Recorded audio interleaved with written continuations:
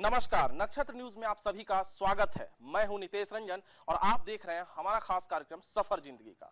इस कार्यक्रम में आज हमारे साथ होंगे डीपीएस के प्रिंसिपल डॉक्टर राम सिंह। किस तरीके से जिंदगी का सफर चला, कैसी जिंदगी रही, टटोलेंगे जानेंगे इन्हीं से। आपका हमारे इस खास कार्यक्रम में बहुत बहुत स्वागत है। धन्यवाद। किस तरीके से शुरुआत हुई जिंदगी की? हम लोग तो बड़े ग्रामीण परिवेश से आए हैं। मेरे फादर टीचर थे और गवर्नमेंट प्राइमरी स्कूल में टीचर थे। वहाँ से अपनी पढ़ाई शुरू हुई। गांव के एक ग्रामीण स्कूल में पढ़ते थे। वहाँ से फिर हम लोगों ने 5th किया, फिर 8th किया। उसके बाद जिस स्कूल में आप पढ़ते थे सरकारी स्कूल होगा, बैठने की सुविधा क्या थी वहाँ? नहीं, वहाँ पर तो बैठने के लिए हम लोग अपने जो वो लेके जाते थे और लकड़ी की पट्टियों पर लिखा करते थे। क्या लेके जाते थे? झोला में लेके जाते थे, बैग में लेके जाते थे। माने बोरा? जी, बोरा। हाँ, बोरा। और उसको बिछाकर जो है उसको बिछा करके पेड़ के नीचे जी जो है हम लोग पढ़ते थे। जी। और क्लास 8 तक फर्नीचर पर नहीं बैठे थे, हम्म। तो उसी सुविधा नहीं मिली हुई थी। हम्म। उसके बाद लेकिन 5th क्लास में जब मैं था तो क्लास 8 के साथ एक हमारा टेस्ट हुआ था। उसमें हमने बड़ा अच्छा किया था मैथ्स में। वहाँ से थोड़ा सा एक महत्वाकांक्षा जागी कि हम अच्छा कैसे कर सकते हैं, और आत्मविश्वास जागृत हुआ, और वहाँ से हम आगे तब बढ़े। तो जिस तरीके से आपने शुरुआत की, बचपन में क्या लगता है कि जिस तरीके से चूंकि मध्यम वर्ग परिवार से आप आते हैं, तो सुविधाएं क्या कुछ मिल पाई? देखिए, सुविधाओं का तो अभाव था। गांव में हम लोग लालटेन से पढ़ा करते थे।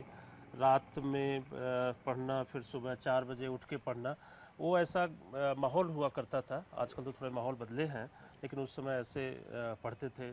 10th क्लास में गए हम। 10th क्लास में हम लोगों ने मैं जो है अपने कॉलेज में टॉप किया था।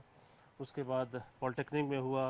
वो पॉलिटेक्निक कॉलेज में गए जब 10th के बाद, तो वहाँ पर बड़े बच्चे थे और उनको देख के थोड़ा सा भय लगता था। और फिर वहाँ से मैंने अपने पेरेंट्स से रिक्वेस्ट किया कि नहीं, मैं गांव में ही और मैंने अपने जो कस्बे का कॉलेज है वहीं से हम 12th करेंगे। फिर मैं क्लास 12th वहाँ तक किया, वहाँ से किया।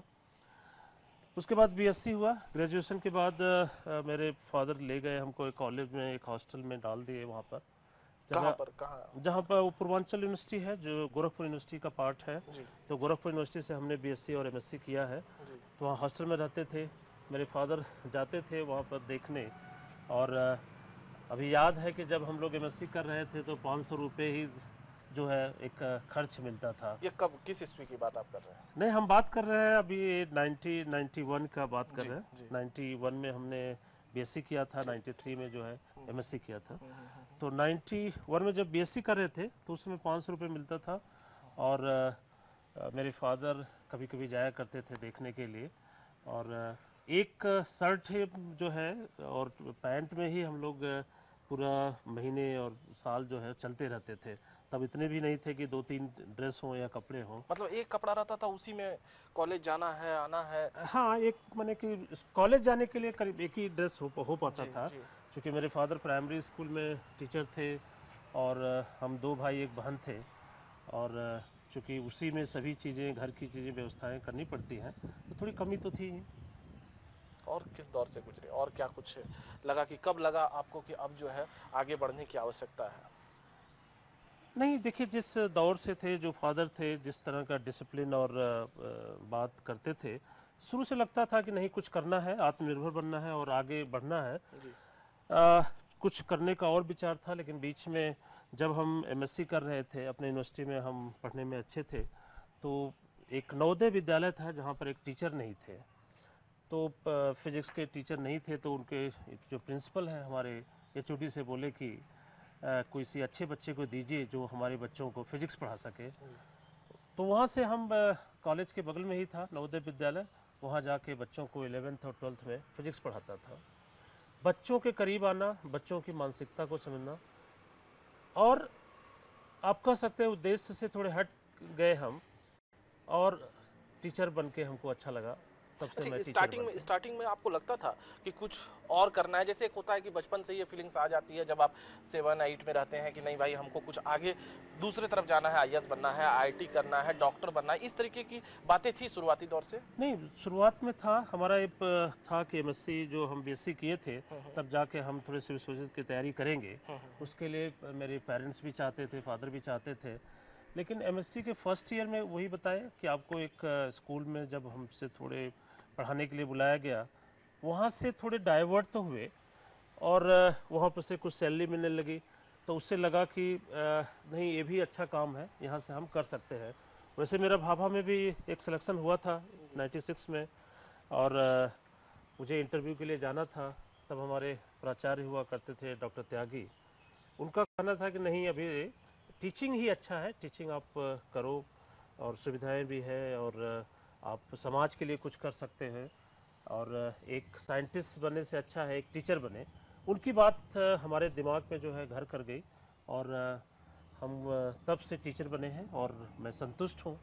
बच्चों के साथ मिलके बच्चों में अपना फ्यूचर देखना, बच्चों को उसके लिए मोटिवेट करना, उत्साहित करना और बच्चों को अच्छा करते हुए देख करके बहुत अच्छा लगता है। नवोदय में जिस वक्त आपको पढ़ाने का मौका मिला, उस वक्त आप घर से बाहर रहते थे, हॉस्टल में रहते थे, आपको घर से 500 रुपये मिलते थे। नवोदय में पढ़ाने का क्या आपको मिलता था वहाँ पर?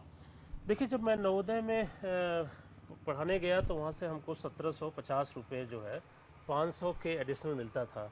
तो जो उस समय 1750 रुपया था तो वो बड़ा अच्छा लगता था और उसको पा के थोड़े से हम अपने उद्देश्य से जो हमारे भटक गए आप कह सकते हैं। और तो हम जरूर मैंने चाहते थे कि नहीं हम भी सिविल सर्विसेज की तैयारी करके जाए, लेकिन आप उसको भटकना कह सकते हैं या ये कह सकते हैं कि बच्चों को हम पा गए, बच्चों को पढ़ाना करके तो हमको वहाँ से संतुष्टि मिली, तो मैं रुक गया फिर वहाँ से। संतुष्टि मिली। अगर आप बचपन की बात करें तो कभी क्या पिताजी से डांट फटकार कुछ इस तरीके का चीज? देखिए माँ से या पिताजी से? ऐसा है कि मेरे पिताजी जो थे वो प्राइमरी स्कूल में टीचर थे शुरू में, उसके बाद वो जूनियर हाई स्कूल और हाई स्कूल में गए। बड़े डिसिप्लिन थे वो, पुराने समय के जो टीचर होते थे इस तरह के थे। तो कभी हम लोग कैसे चोरी से कभी डांस देखने, गांव में डांस होता था, नाच आती थी, ऐसे देखने चले जाते थे तो बड़ी डांट पड़ती थी। एक बार का वाकया मुझे याद है कि हम बीएससी में थे, बीएससी सेकेंड ईयर में थे, तो बीएससी के नीचे हम हर क्लास में अपने कॉलेज में टॉपर रहे।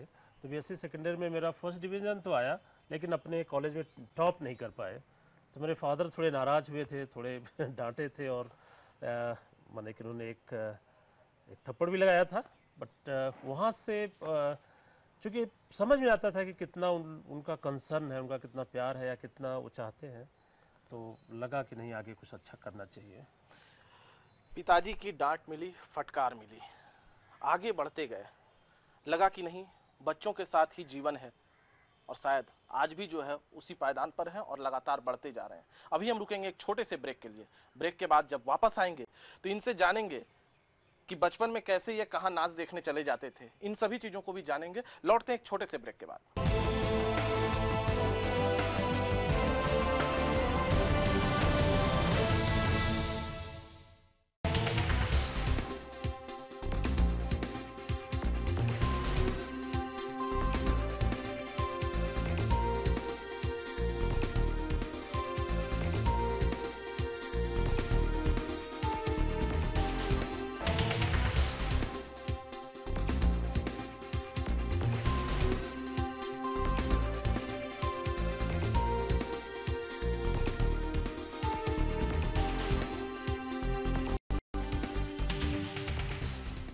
एनआईबीएम आज एक विश्वसनीय नाम बन चुका है। सरकारी नौकरी की तलाश में लगे विभिन्न राज्यों के छात्रों के लिए एनआईबीएम रांची एक सहारा है।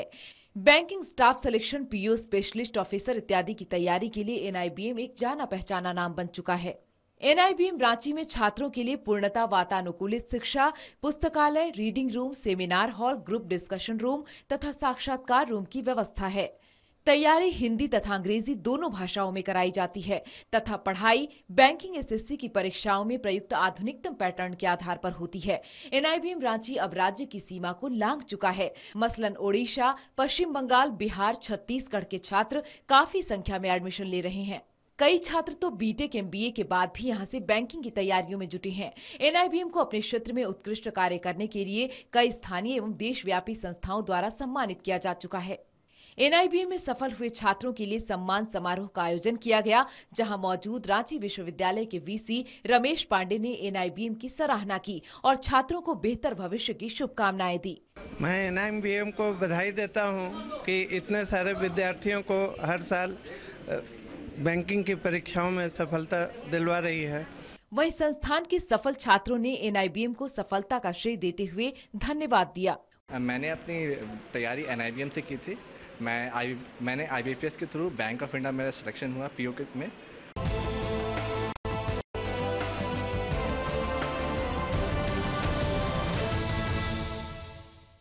ब्रेक के बाद एक बार फिर आप सभी का स्वागत है सफर जिंदगी का में। डॉक्टर राम सिंह डीपीएस के प्रिंसिपल हमारे साथ अभी मौजूद हैं। हम इनसे और कुछ चीजों को जानेंगे। ब्रेक पे जब गए थे उससे पहले आप बता रहे थे कि बचपन में नाच देखने चले जाते थे। देखिए, उस समय गांव में जो ऐसे आपके थिएटर ऐसे नहीं हुआ करते थे। अभी तो छोटे छोटे कस्बों में भी थिएटर बन गए हैं। उस समय तो गांव में जो आते थे इंटरटेनमेंट के जो थे, कभी डांस आ जाता था, कभी भालू लेके आता था। तो हम लोग छोटे बच्चे थे, माने के 2 भाई थे एक, और हम लोग चले जाते थे देखने के लिए। कभी फादर को पता चलता था तो थोड़ी डांट तो पड़ती थी कि पढ़ाई पर न ध्यान देखे और इधर उधर चीज़ों पर। एज ए फादर उनको लगता था कि बच्चे जो है भटक न जाए, इस तरह से उनकी डांट पड़ती थी। पिताजी औचक निरीक्षण में कभी पहुंचते थे कि नहीं, कि स्कूल देखने चले गए या कहीं देखने? चूंकि एक ये रहा कि हम क्लास 8 तक जहाँ पर पढ़े अपने फादर के साथ ही रहे जी। तो वहाँ पर हमेशा जो है डिसिप्लिन में रहना पड़ता था। कभी जिस दिन फादर स्कूल नहीं जाते थे तो हम लोग थोड़ा इंडिसिप्लिन भी हो जाते थे। तो दूसरे टीचर बोलते थे कि आज मास्टर साहब नहीं है तो बच्चे जो है थोड़े आज उनको मौका मिला है। जाते थे वो इंडिसिप्लिन क्या हो जाते? देखिए, छोटे समय में तो खेलना कूदना यही है कि अगर पढ़ने के सिवाय दूसरे काम करते थे तो उस समय वही लगता था कि इंडिसिप्लिन है। दोस्तों से मारपीट? हाँ, छोटा मोटा तकरार तो देखिए बचपन में चलते रहता है।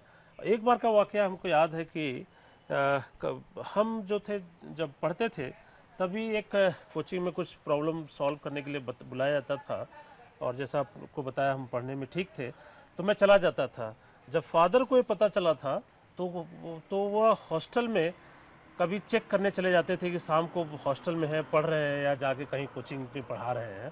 तो 2-1 बार ऐसा वाकया हुआ था कि फादर जाके चेक किए थे और हम लोग भाग करके फिर चले जाते थे अपने हॉस्टल के रूम में कि नहीं पढ़ाई कर रहे हैं, कोचिंग नहीं पढ़ा रहे हैं। अच्छा, स्कूल जो था वो घर के ठीक बगल में था या लंबी दूरी जानी पड़ती? नहीं, 3 किलोमीटर जो है वो प्राइमरी स्कूल और मिडिल स्कूल था। क्लास 8 तक 3 किलोमीटर तक हम लोग पैदल जो है वो अपना बैग और बोरा जो लेकर के हम लोग पढ़ने जाते थे। घर से 3 किलोमीटर दूर था वो। मतलब पिताजी और आप लोग सभी लोग? हाँ, पिताजी के साथ हम लोग थे, 2 भाई 1 बहन, और हमारे परिवार के कुछ बच्चे थे, गांव के कुछ बच्चे थे। तो पूरी लाइन लग के जाती थी पढ़ने जब हम जाते थे पढ़ने। मजा आता होगा, लगता होगा कि चलो। प्रकृति से बड़े नजदीक थे उस समय, तो उसकी महत्ता नहीं पता चलती थी ज़्यादा, क्योंकि बचपन भी था, उतना पता नहीं चलता था। लेकिन अब लगता था कि नहीं, जो प्रकृति के नज़दीक रहना जो है बहुत ज़रूरी है। और ज़्यादा महसूस तब हुआ कि जब इस बार 2 साल पहले क्लास 10th के बच्चे से पूछा गया कि गेहूं का फल और धान के फल में अंतर बताने के लिए, तो बच्चे पहचान नहीं पाए कि गेहूं का फल क्या है और धान का फल क्या है। मतलब लगा कि गांव में रहकर और पढ़ने का फायदा है। प्रैक्टिकल नॉलेज तो होता है, ऐसा मानना है कि प्रैक्टिकल नॉलेज जो है छोटे स्कूलों में भी होता है, बच्चे ग्राउंड से कनेक्टेड रहते हैं। आपको जमीन जगह ये गांव में? हाँ, हमारी अच्छी खेती है हमारे। खेत में कभी काम किया आपने? हाँ, छोटे थे हम लोग, फादर के साथ बहुत ज़्यादा तो नहीं, कभी कभी ले जाते थे कि जाके कुछ हमारे जो मजदूर होते थे उनको कुछ देना है, खिलाना है, ऐसे करना है। कभी लोगों को बुला के लाना है, ऐसे कुछ काम किया गया है। क्लास 8 तक तो हम लोग रहे हैं गांव में, तो किए हैं। उसमें एक अलग मजा आता होगा, मुझे लगता है। अच्छा लगता था।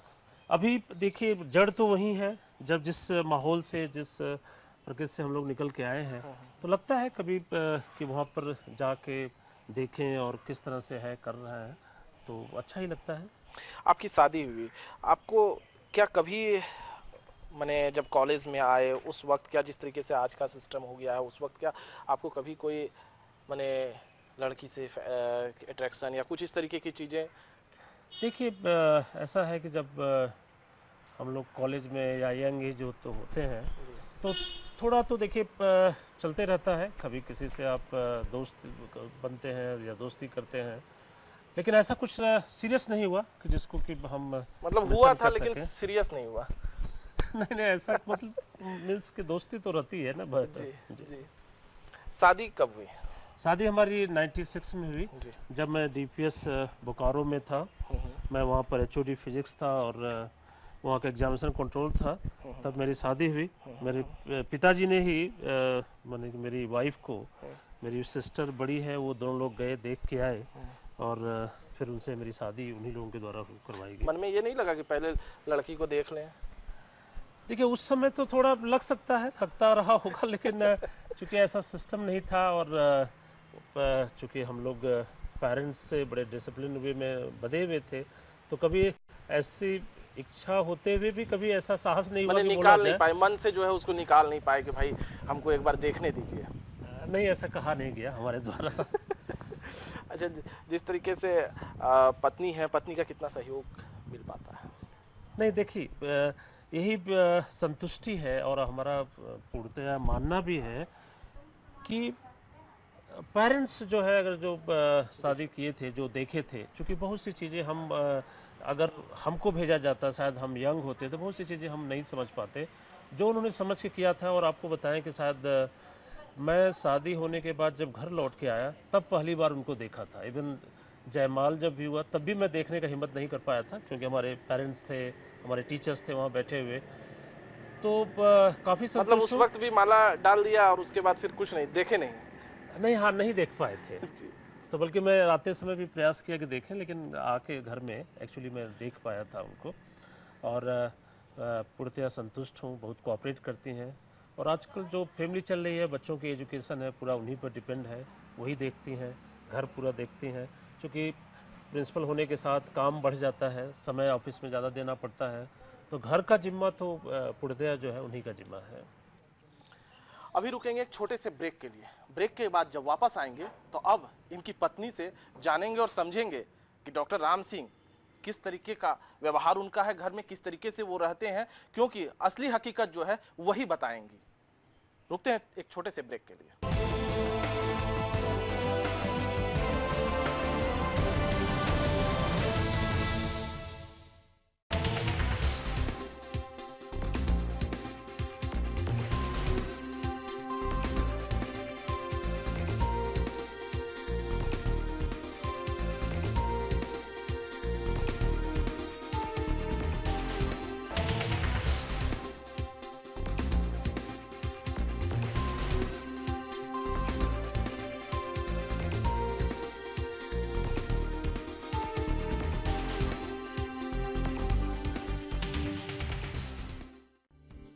SMMEL लेकर आया है फ्री रेंज पोल्ट्री, जहां साकार होंगे आपके सपने, अब बन सकेंगे आप भी धनवान। एमू पालन भी एक बेहतर विकल्प। एमू पालिए, उम्मीद से 10 गुना ज्यादा कमाइए। तो इंतजार किस बात का, यथाशीघ्र संपर्क करें। SMMEL प्रथम तल्ला साइमा बिल्डिंग, पेट्रोल पंप के सामने, कटरू रोड, रांची।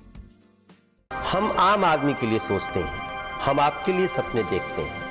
इसी विजन ने वास्तु विहार को भीड़ से अलग किया। इसी सोच ने हमें पूर्वी भारत की सबसे बड़ी कंस्ट्रक्शन कंपनी होने का गौरव दिया है। इसलिए आज हम आपके कंठ के हार हैं, हम वास्तु विहार हैं।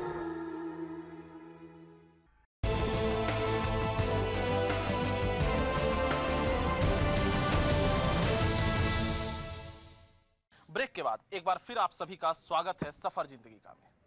डॉक्टर राम सिंह की पत्नी प्रभा सिंह हमारे साथ हैं, उनके बच्चे भी हैं। हम इनसे जानेंगे, चूंकि हकीकत जो है यही बताएंगी। उन्होंने जो कहा वो हमने सुना। अब ये बताइए कि कैसा जीवन, किस तरीके से डेली रूटीन रहता है इनका डेली रूटीन तो स्कूल से ही स्टार्ट होता है और फिर अपना शाम को जब आते हैं तो अपना वही फ़ोन लेके बैठ जाते हैं और यही डेली रूटीन इनका है। मैंने फोन लेके बैठ जाते हैं? हाँ, बात करते रहते हैं। समय आपको? हाँ, समय देते हैं। जब भी टाइम होता है, इनको घूमना ज़्यादा पसंद है और जबकि मैं ज़्यादा घूमना नहीं पसंद करती हूँ, तो ऐसे लगता है कि मैं ही इनका साथ नहीं देती हूँ। आप भी टीचर हैं जी। तो कोऑर्डिनेशन बैठ पाता है? कोऑर्डिनेशन बैठ जाता है क्योंकि मेरा 8:20 पे है और इनका सुबह रहता है, तो मैं बच्चों को तैयार करके और इनको तैयार करने के बाद ही मैं जाती हूँ स्कूल। तो और फिर शाम में भी सब लोग साथ में रहते हैं, तो टाइम का कोई वैसा बाउंड नहीं रहता, हम लोग चलते हैं। आप ये बताइए कि इनको खाने में क्या पसंद है? खाने में इनको तो नाश्ते में पोहा पसंद है और हर रोज आप मतलब टाइम बचता है इसलिए पोहा खिला के भेज देते हैं? नहीं, इनको पोहा ज़्यादा पसंद है इसलिए पोहा खिलाती हूँ। वैसे मछली इनको ज़्यादा पसंद है। मछली ज़्यादा पसंद है। जब आते हैं तो जब चूंकि पूरा प्रेशर में रहते होंगे, प्रिंसिपल हैं, आप टीचर हैं तो उतना दबाव नहीं झेलती होंगी, लेकिन ये प्रिंसिपल हैं तो पूरा दबाव झेलते होंगे, तो क्या लड़ाई करते हैं? नहीं, प्रेशर में तो मैंने इनको कभी नहीं देखा, बल्कि मैं सोचती हूँ जब टीचर्स मुझे पूछते हैं कि सर इतने प्रेशर में रहते हैं और मैम आप कैसे झेलती हैं, तो मुझे बहुत ये लगता है कि इनका रूप जो स्कूल में रहता है वो घर पे नहीं रहता है। क्या रूप रहता है? बहुत वैसे हंसी मजाक करना बहुत अच्छा, कूल रहते हैं। ये तो मैं रियली बोल रही हूँ, ऐसा नहीं कि मैं कुछ बना के बोल रही हूँ, ये ऐसे हैं। इनमें क्या कमियां क्या नजर आती है? आप बताइए, एक तरफ से अगर 3 कमियां गिनानी हो तो आप बता दीजिए 3 कमियां।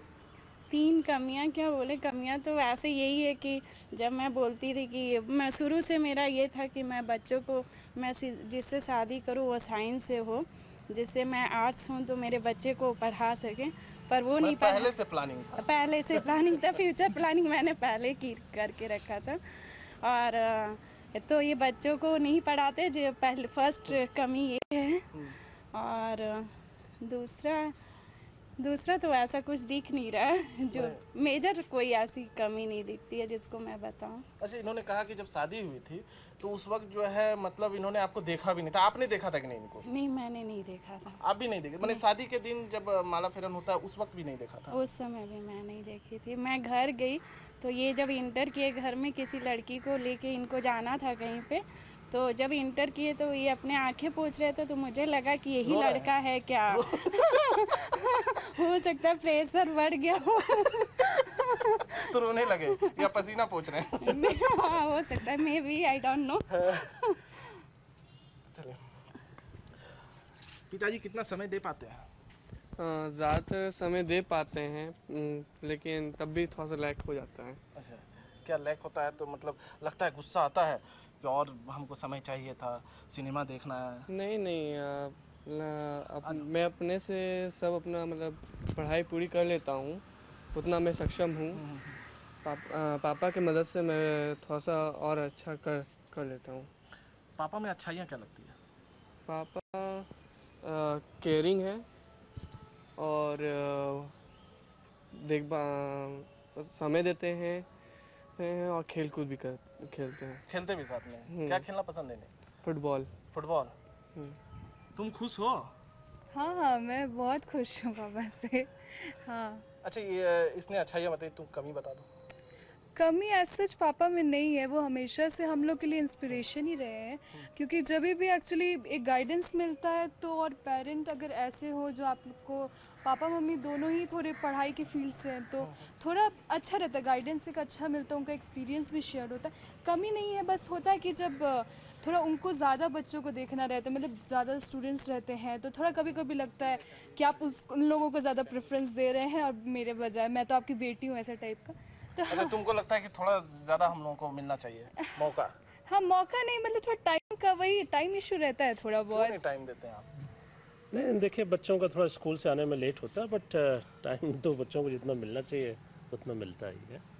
आपने बहुत कठिनाइयों का दौर देखा, तुम लोगों को कोई कठिनाई होती है? इन्होंने जो कठिनाई, पता था कि पिताजी जो है बोरा लेके जाते थे, 3 किलोमीटर पैदल जाते थे और स्कूल करने के लिए? हाँ, जैसा मैंने पहले भी बोला था कि वो हम लोग को हमेशा अपनी बातें शेयर करते रहते हैं पापा की।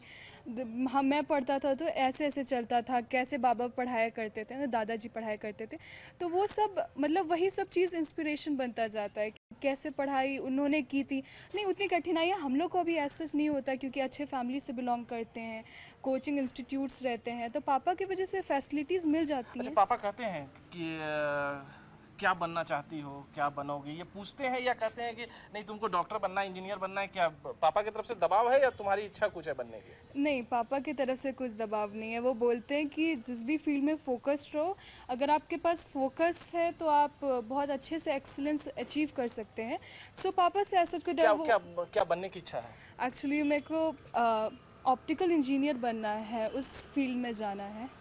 तुमको क्या बनने की इच्छा है? हमको भी इंजीनियर ही। दोनों इंजीनियर ही बनोगे? कोई तो कुछ दूसरा। आपको क्या लगता है मैडम कि क्या कुछ होना चाहिए? दोनों बच्चे कहाँ कहाँ जाएं? मुझे तो जहाँ एक अच्छा ह्यूमन बीइंग होना चाहिए, उसके बाद इनका जो इनको इंटरेस्ट हो उसमें जाएं तो ज़्यादा बेटर है।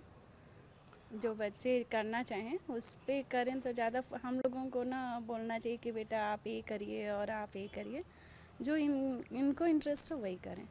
आप चूंकि खुद भी टीचर हैं, बच्चों को, यूथ को क्या मैसेज देना चाहेंगे? यूथ को मैसेज यही देना चाहिए कि कभी भी जब वो हारते हैं तो ये स्वीकार नहीं करें कि ये मेरा फर्स्ट हार है।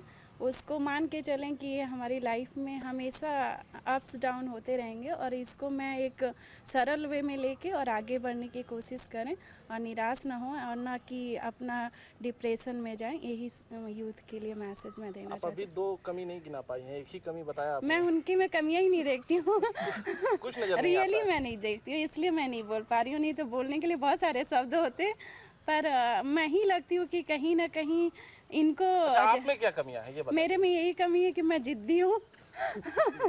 मतलब इसका अर्थ है कि आप लड़ती ज्यादा हैं इनसे? हाँ, हो सकता है। पूरा लड़ती हैं मैडम?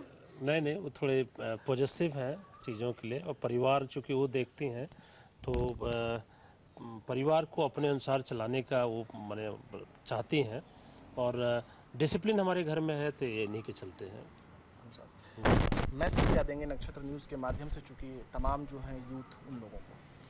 देखिए, हम माने यूथ के लिए हम यही कहेंगे कि अपने वैल्यूज पर ध्यान दें, अपना फोकस रहें अपने उद्देश्य के प्रति, और जहां है उससे बहुत आगे सोचें, और जितना ऊंचा उद्देश्य होगा, जितना ऊंचा आपका ड्रीम होगा, उतना आप ऊंचा कर सकते हैं। आप सभी का धन्यवाद इस कार्यक्रम में समय देने के लिए।